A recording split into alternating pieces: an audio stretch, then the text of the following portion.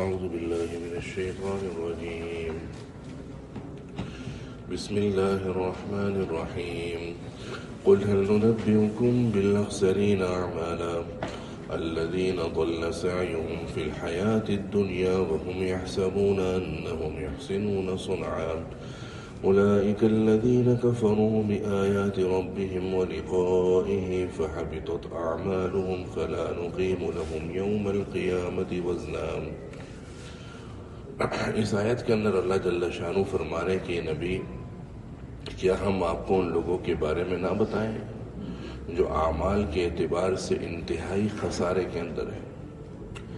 یہ وہ لوگ ہیں کہ جو اپنی کوششیں اپنی تگبت زندگی بھر اپنی جدوجہد مستقل جاری رکھتے رہے، اور یہ وہ لوگ ہیں جو اپنے گمان کے اندر دنیا کے اندر بڑے اچھے کام کر رہے تھے، لیکن در حقیقت ان کے اعمال ایسے ضائع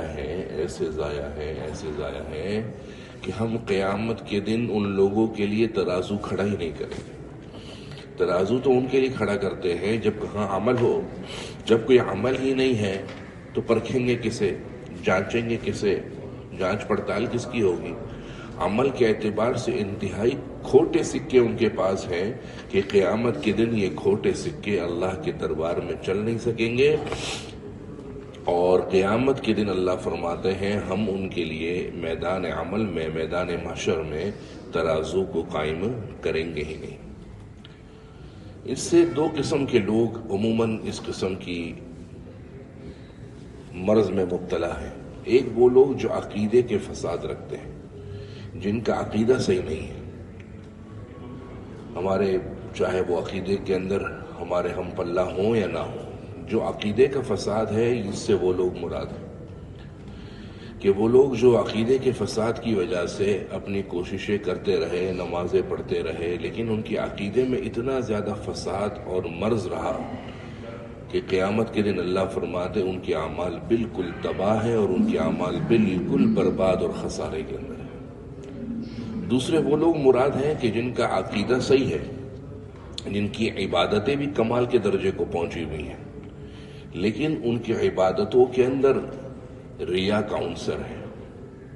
نماز پڑھتے ہیں لیکن دکھانے کے لیے، روزے رکھتے ہیں لیکن اپنا نام مشہور کروانے کے لیے، جہاد میں جاتے ہیں اپنے آپ کو مجاہد کہلوانے کے لیے، صدقات و خیرات کرتے ہیں لیکن اس لیے کہ میرا نام مشہور ہو جائے، بڑا حاجی صاحب کہلاؤں. الغرض اس قسم کی جتنا بھی طبقہ ہے یہ اس آیت کے اندر ہے کہ اللہ فرما رہے ان کی کوششیں دنیا کے اندر رہی ہیں اور یہ سب سمجھتے رہے کہ ہم اچھے کام کر رہے ہیں، لیکن یاد رکھنا ان کا کام بالکل بھی اچھا نہیں ہے.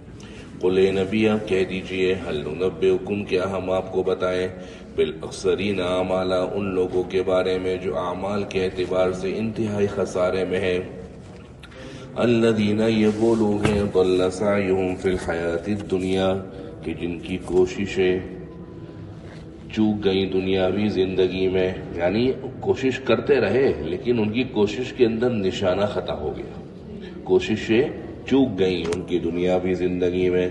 وہم یحسبون اور وہ یہ گمان کر رہے تھے انہم یحسنون صنعا کہ وہ اچھے کام کر رہے ہیں. اولئک الذین کفروا بآیات ربہم یہ وہ لوگ ہیں جنہوں نے اپنے رب کی آیتوں کا انکار کیا، ولقائہ اور اپنے رب کے ملنے سے انکار کیا، یعنی قیامت کے دن اللہ سے ملنا ہے، ملاقات ہے، اس کا انکار کیا. فحبطت اعمالہم سو ان کے اعمال بالکل ضائع ہو گئے.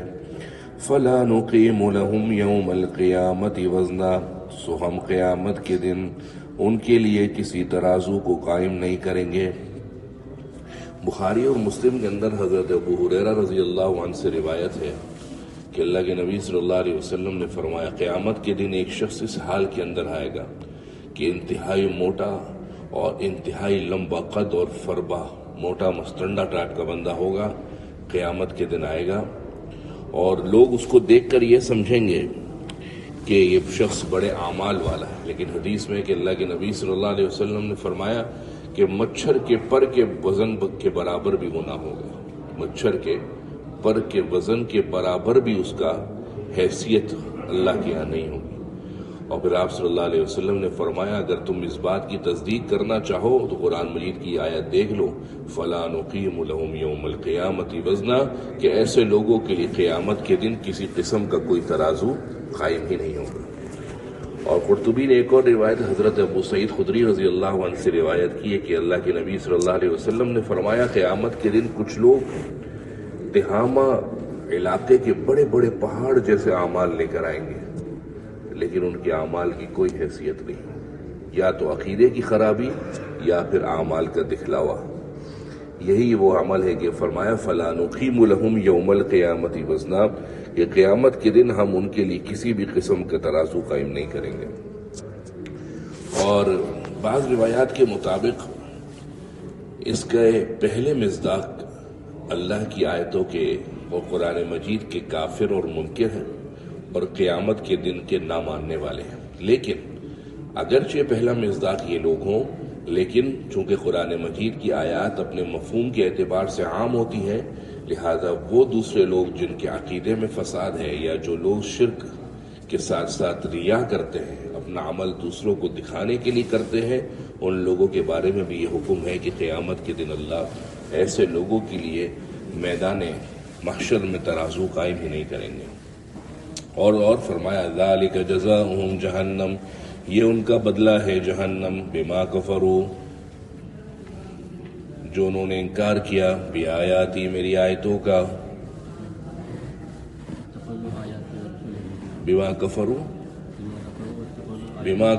جو انہوں نے اللہ کا انکار کیا، واتخذوا آیاتی ورسلی ہزوا، اور میری آیتوں کو اور میرے رسولوں کو انہوں نے مذاق اور ٹھٹا بنایا۔ قل اے نبی آپ کہہ دیجئے هل ننبئکم، کیا ہم آپ کو بتائیں ان لوگوں کے بارے میں بالاخسرین اعمالا، جو اعمال کے اعتبار سے انتہائی خسارے میں ہیں، الذین ضل سعیہم فی الحیاۃ الدنیا، جن سے چوک گئی ان کی کوششیں دنیاوی زندگی میں، وہم یحسبون، اور وہ یہ گمان کر رہے تھے، انہم یحسنون صنعا، کہ وہ اچھے عمل کر رہے ہیں۔ اولئک الذین کفروا بآیات ربہم، یہ وہ لوگ ہیں جنہوں نے انکار کیا اپنے رب کی آیتوں کا، ولقائہ، اور اس سے ملاقات کا، فحبطت اعمالہم، سو ان کے اعمال ضائع ہو گئے، فلا نقیم لہم یوم القیامت وزنا، سو ہم ان کے لیے قیامت کے دن میدان محشر میں کوئی ترازو قائم ہی نہیں کریں گے۔ لہٰذا اپنے ہر عمل کو پرکھیں کہ آیا عمل کر تو رہے لیکن آیا عمل درست بھی ہے یا کہ نہیں، عمل کر تو رہے لیکن آیا عمل درست بھی ہے کہ نہیں، عمل کر تو رہے آیا سنت کے مطابق ہے یا نہیں۔ اللہ نہ کرے کل ان لوگوں میں ہمارا شمار نہ ہو جائے کہ دنیا کے اندر ہم سمجھتے رہے کہ ہمارے اعمال بڑے اچھے ہیں، لیکن مرنے کے بعد پتہ لگے کہ اعمال کے اعتبار سے اتنا سب کچھ دنیا میں کرنے کے باوجود انتہائی خسارے میں۔ ذالک جزاؤہم، یہ ان کا بدلہ ہے جہنم، بما کفروا، جو انہوں نے انکار کیا، واتخذوا آیاتی ورسلی ہزوا، اور انہوں نے بنا لیا میری آیتوں کو اور میرے رسولوں کو ٹھٹا مذاق۔ ان الذین آمنوا، اس کے مقابلے میں وہ لوگ بلا شبہ جو لوگ جو ایمان لے آئے، وعملوا الصالحات، اور انہوں نے نیک عمل کیے، کانت لہم جنات الفردوس نزلا، ان کے لیے سرسبز و شاداب باغات ہیں، جنات باغات ہیں، الفردوس سرسبز و شاداب۔ فردوس بعض روایت کے مطابق عربی زبان کا، جبکہ بعض مفسرین کے نزدیک یہ رومی زبان کا یا عبرانی یا سریانی زبان کا لفظ ہے فردوس، جس کے معنی سرسبز ہونے کے ہیں، ہرے بھرے ہونے کے۔ جو لوگ ایمان لائے اور جنہوں نے نیکی کے کام کیے، کانت لہم جنات الفردوس، ان کے لیے ہرے بھرے سرسبز و باغات ہیں، نزلا، بطور مہمان نوازی، خالدین فیہا، جس میں وہ ہمیشہ رہیں گے، لا یبغون عنہا حولا، اور اس سے وہ لوگ اکتائیں گے نہیں، لا یبغون، نہیں چاہیں گے وہ لوگ، عنہا، اس جنت کے ہرے بھرے باغات سے، حولا، ہٹنا جانا، کیونکہ عموماً دنیا کے اندر یہ تاثر ہے کہ آپ کے پاس کتنی ہی اچھی نعمت کیوں نہ ہو، انسان جدت کا خواہش مند ہے۔ کہتے ہیں کل جدید لذیذ، ہر وہ چیز جس کے اندر انوکھا پن جدت ہوتی ہے اس کو لذت بھی بہت ملتی ہے۔ تو ایسا جنت کے اندر نہیں ہے کہ جنت کے اندر ایک ہی نعمتیں اور ایک ہی جگہ پہ پڑے انسان یہ سمجھے کہ وہاں پر اگتا جائے گا، نہیں، اس کی طبیعت وہاں پر اکتائے گی نہیں. لا یبغون عنہا حولا، وہ وہاں سے جانا یا وہاں سے ہٹنا چاہیں گے نہیں. بلا شبہ جو لوگ ایمان لائے اور جنہوں نے نیکی کے کام کیے، کانت لہم جنات الفردوس، ان کے لیے ہیں سرسبز و باغات.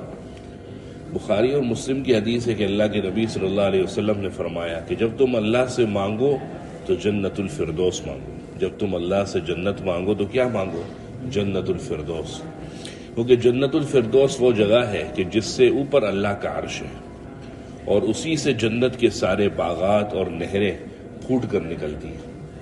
لہٰذا ہمارے بعض ائمہ حضرات کا اس طرح دعا مانگنا کہ اللہ فلانے کو جنت الفردوس میں اعلیٰ مقام نصیب فرما، یہ دعا مانگنا درست نہیں ہے. کیونکہ جنت الفردوس تو جنت کا خود سب سے اعلیٰ درجہ ہے. اس اعلیٰ درجے کے اندر اعلیٰ مقام کو دعا کرنا، جیسے ہمارے بعض ائمہ حضرات مانگتے ہیں، یہ دعا ازرو لغت اور ازرو شریعت درست نہیں ہے. کیونکہ جنت الفردوس خود سب سے اعلیٰ مقام ہے. تو یوں دعا مانگ سکتے ہیں کہ اللہ فلانے کو جنت الفردوس میں داخلہ نصیب فرما، لیکن جنت الفردوس میں اعلیٰ مقام، یہ دعا اس حدیث کی روح سے درست نہیں ہے. کیونکہ جنت الفردوس خود اعلیٰ مقام ہے. خالدین فیہا، جس میں وہ ہمیشہ رہیں گے. لا یبغون عنہا حولا، اور نہیں چاہیں گے وہاں سے ہٹنا. قل نبی آپ کہہ دیجئے لو کان البحر مدادا، اگر بن جائے سارے سمندر سیاہی. لو کان البحر، اگر ہو جائے سمندر مدادا سیاہی، اور لکھتے رہیں لکلمات ربی، میرے رب کی صفات، میرے رب کے کمالات. لنفد البحر، تو سمندر بطور سیاہی ختم ہو جائے گا.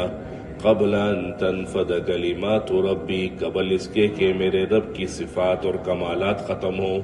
ولو جئنا بمثلہ مددا، اگر ہم اس جیسے سمندر کے علاوہ ایک اور بطور مدد کرنے کو لے آئیں. یعنی اللہ فرما رہے نبی، میری صفات اور کمالات اتنی غیر متناہی اور اتنی انلیمیٹڈ ہیں کہ آپ کہہ دیجئے کہ اگر ایک سمندر کو پورے رب کی صفات اور کمالات کو لکھنے کے لیے بطور سیاہی بنا دیا جائے، اور درخت جتنے بھی ہیں ان کی لکڑی کو بطور قلم بنا لیا جائے، اور ان کو حکم ہو کہ لکھو اللہ کے کمالات اور صفات، تو سمندر سارے ختم ہو جائیں گے اور اللہ کی صفات اور کمالات ختم نہیں ہوں گے. اور آخر میں فرمایا اگرچہ ہم اس سمندر جیسا ایک سمندر اور بھی ان کو بطور مدد کو دے دیں.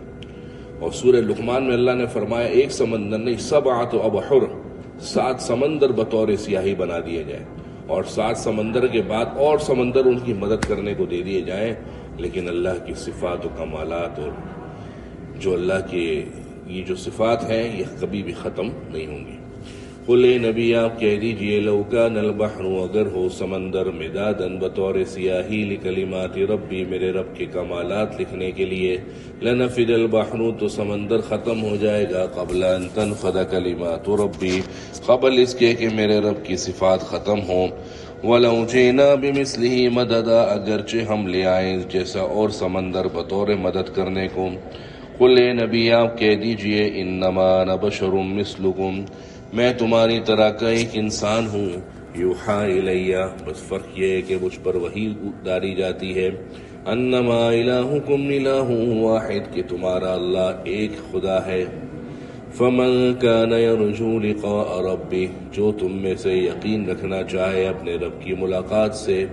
فلیعمل، سو اس کو چاہیے کہ وہ نیکی کا عمل کرے. ولا یشرک بعبادت ربہ احدا، اور اپنے رب کی عبادت کے اندر کسی کو شریک نہ ٹھہرائے. قل نبی آپ کہہ دیجئے انما انا بشر مثلکم، میں تمہاری طرح کا انسان ہوں. صاف قرآن مجید کے اندر اللہ کے نبی کو انسان کہا گیا ہے، اور بلکہ انسان ہونا، عبد ہونا، یہ حضور کی خاص صفت ہے. تو پھر کیوں حضور کو دوسرے لوگ فرشتہ اور نور ثابت کرنے پر تلے ہوئے کہ حضور بشر نہیں ہے، حضور نور ہے؟ قرآن کی صاف آیتیں موجود ہیں. یہیں سے عقیدے کا فساد اور عقیدے کا زوال شروع ہوتا ہے. یوحا الیہ مجھ پر وحی کی جاتی ہے، انما الہکم الہ واحد کہ تمہارا اللہ ایک اللہ ہے، فمن کان یرجو تو تم میں سے آرزو رکھنا چاہے لقاء ربی اپنے رب کی ملاقات کی، فلیعمل عملا صالحا اس کو چاہیے نیک عمل کرے، ولا یشرک بعبادت ربہ احدا اور اپنے رب کی عبادت کے ساتھ کسی کو شریک نہ ٹھہرائے۔ تقریباً تمام صحابہ کرام کا اس بات پر اتفاق ہے کہ یہ آخری لفظ اپنے رب کی عبادت میں کسی کو شریک نہ ٹھہرائے، اس سے مراد ریاکاری ہے، اعمال کو کسی اور کے لیے کرنا ہے۔ یہی وجہ ہے کہ امام حاکم رحمۃ اللہ علیہ نے مستدرک کے اندر حدیث ذکر کی ہے کہ اللہ کے نبی صلی اللہ علیہ وسلم کے بارے میں کہ دربار میں ایک شخص کا تذکرہ ہوا کہ جو خوب میدان جہاد کے اندر آگے آگے رہتا تھا، اور اس لیے تاکہ اس کے غازیانہ اور اس کے مجاہدانہ کردار کا تذکرہ ہو اور وہ دکھلانے کے لیے عمل کیا کرتا تھا، تو بطور شان نزول یہ آیت نازل ہوئی کہ اگر اس بات کی آرزو ہے کہ رب سے ملاقات قیامت کے دن کرنی ہے تو اپنے عمل کو خالص کرو اور اللہ کی عبادت کے اندر کسی کو بھی شریک نہ ٹھہراؤ۔ آپ صلی اللہ علیہ وسلم نے فرمایا کہ مجھے جس چیز کا اپنی امت پر سب سے زیادہ خوف ہے وہ شرک اصغر کا ہے۔ صحابہ نے پوچھا شرک اصغر کیا ہے؟ تو آپ نے فرمایا ریا، اپنے عمل کو دوسرے کو دکھانے کے لیے کرنا۔ اور بعض احادیث میں کہ اللہ کے نبی صلی اللہ علیہ وسلم نے فرمایا قیامت کے دن اللہ تعالیٰ ایسے لوگوں سے کہیں گے کہ جن کو دکھانے کے لیے تم اپنا عمل کرتے تھے، جاؤ اپنے عمل کا بدلہ بھی اس سے لے لو، میرے پاس تمہارے کوئی عمل کا بدلہ نہیں ہے۔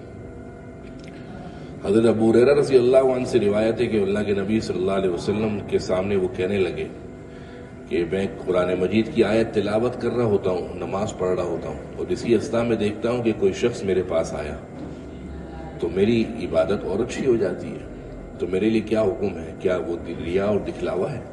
تو آپ صلی اللہ علیہ وسلم نے فرمایا ابو ہریرہ اللہ تم پر رحم فرمائے، تم کو 2 اجر ملے، ایک اجر چھپ کر نیکی کرنے کا اور ایک اجر علانیتاً نیکی کرنے کا۔ حضرت ابو ذر غفاری رضی اللہ عنہ، مسلم شریف کی روایت ہے کہ حضرت ابو ذر غفاری رضی اللہ عنہ فرماتے ہیں کہ انہوں نے اللہ کے نبی صلی اللہ علیہ وسلم سے پوچھا کہ اللہ کے نبی کہ ہم قرآن پڑھتے ہیں، نماز پڑھتے ہیں، تلاوت کرتے ہیں، لیکن بعض اوقات ہم کو ایسا لگتا ہے کہ کوئی بندہ آیا تو ہماری عبادت تھوڑی زیادہ ہو جاتی ہے اور وہ پھر اس کی تعریف کرتا ہے۔ یہاں پر تعریف، یہ جو حضرت ابو ذر غفاری رضی اللہ عنہ کی حدیث ہے، اس کے اندر یہ ہے کہ حضرت ابو ذر نے اللہ کے نبی سے پوچھا کہ وہ جب ہماری تعریف کرتا ہے تو ہم کو خوشی ہوتی ہے کہ یار دیکھو میرے نیک عمل کی تعریف ہو رہی ہے، تو کیا اللہ کے نبی یہ دکھلاوے میں آئے گا؟ آپ نے فرمایا ابو ذر تلک عاجل بشر المومن، یہ تو تمہارے لیے نقد انعام ہے، کیونکہ تمہاری نیت تو اس کو دکھانے کی نہیں تھی، لیکن تم نے تو عمل کیا اللہ کے لیے۔ جب تم نے عمل اللہ کے لیے کیا اور اس نے دیکھ لیا اور اس نے تمہاری تعریف کری اور تم کو خوشی ہوئی، تو یہ تو تم کو دنیا کے اندر نقد انعام مل رہا ہے اور آخرت میں تو ملے گا ہی ملے گا انشاءاللہ۔ لہٰذا وہ عمل بظاہر دیکھنے کے اندر لگتا ہے کہ ایک طرف ریا کرنے کے عمل پر دوہرے اجر کا وعدہ ہے اور ایک طرف گناہ بتائے جا رہے، تو دونوں میں تطبیق یہی ہے کہ اگر عمل شروع کرتے ہوئے نیت یہ ہے کہ میں کسی کو دکھانے کے لیے کر رہا ہوں تو ایسے عمل کے اوپر وبال ہے، اور نیت یہ ہے کہ میں عمل تو اللہ کے لیے کر رہا ہوں، اس دوران کسی نے دیکھ لیا اور آپ کے عمل کی تعریف کری یا آپ کی تعریف کری اور آپ کو خوشی ہوئی، تو یہ اس پر گناہ نہیں ہے بلکہ اس پر تو نقد انعام کی آپ صلی اللہ علیہ وسلم نے بشارت دی۔ ہمارے اکثر لوگ بیچارے وہ بعض اوقات نیک عمل کرنا اس لیے چھوڑتے ہیں اور کہتے ہیں، مجھ سے کہتے ہیں کہ پھر وہ ریا آ جاتا ہے۔ بھائی شیطان ایک تو نیک عمل کرنے نہیں دیتا، اور کرنے دیتا ہے تو اتنے روڑے اٹکاتا ہے آپ کے دماغ میں بھر دیتا ہے کہ یہ تو تم دکھلاوا کر رہے ہو۔ تو اس کا مطلب یہ نہیں ہے کہ آپ عمل چھوڑ دیں، بات کو سمجھیے، اپنے دماغ کو، اپنے سوچ کو بالکل مثبت رکھیے۔ دل میں اس بات کا خیال آیا کہ میں عمل دکھانے کے لیے کر رہا ہوں فلانے صاحب کو، تو اس کا مطلب یہ نہیں کہ عمل چھوڑ دیا، نہیں، اس کا مطلب ہے نیت درست کر لی، اس کا مطلب ہے نیت درست کر لی۔ فجر کی نماز میں آدمی نماز کے لیے جلدی آ رہا ہے، دل میں عجیب سا ذوق پیدا ہو جاتا ہے کہ یار دیکھو یار میں بڑا جلدی جا رہا ہوں۔ اب آپ صلی اللہ علیہ وسلم کی دعا سنیے۔ آپ صلی اللہ علیہ وسلم نے فرمایا کہ اس دعا کے پڑھنے پر اللہ تعالیٰ 70,000 فرشتے کو مقرر کر دیتے ہیں جو اس کے لیے استغفار کرتے ہیں۔ آج حضرت کو دیکھا فجر کی نماز کے اندر میں اور حضرت ساتھ جا رہے تھے، سے دل میں خیال آیا کہ بھئی یہ دعا اچانک حضرت کو دیکھ کر یاد آ گئی. دعا پڑی, 70,000 فرشتے ساتھ لگ گئے جو کہ میرے لیے استغفار کر رہے, گناہوں کی معافی طلب کر رہے. دعا کیا ہے؟